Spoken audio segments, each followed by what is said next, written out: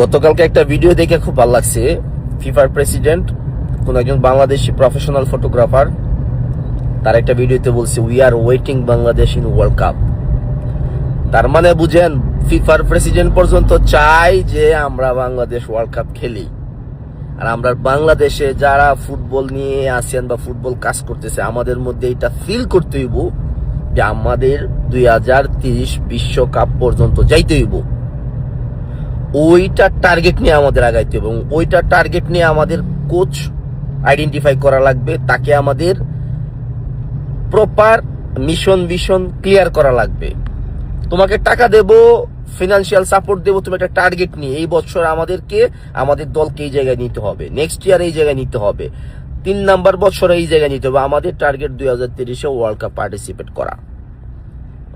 আর যারা বাংলাদেশে যত জার্নালিস্ট আছেন বা ইনফ্লুয়েন্সার আছেন যারা ফুটবল নিয়ে কথা বলেন, আমি সবাইকে রিকোয়েস্ট করব, ফুটবলের মধ্যে কোনো ছাড় নাই, বিন্দু মাত্র।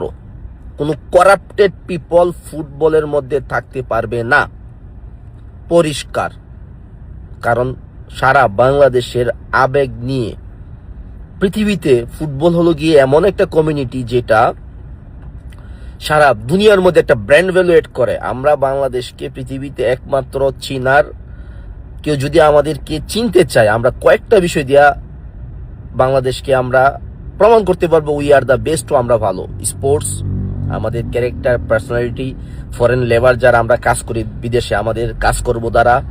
সো ফুটবলটা নিয়ে কেউ দুর্নীতি করবেন না। আর যদি আপনারা করতে চান, আপনাদেরকে করতে দিব না, পরিষ্কার কথা। এই জন্য যারা যেই জায়গায় ফুটবল নিয়ে কাজ করতেছেন, কোথাও দুর্নীতি দেখবেন আর সাথে সাথে এগুলো প্রকাশ করবেন। আমরা সবাই আছি আপনাদের পাশে। ওই দিন চলে গেছে সিন্ডিকেট, মিডিয়া উইংস এর মধ্যে সিন্ডিকেট আছে, এটা না করলে ওইটা হইব না, এটা না করলে ওইটা হইব না, চলবে না ভাই। ফুটবল নিয়ে কোনো দুর্নীতি চলবে না।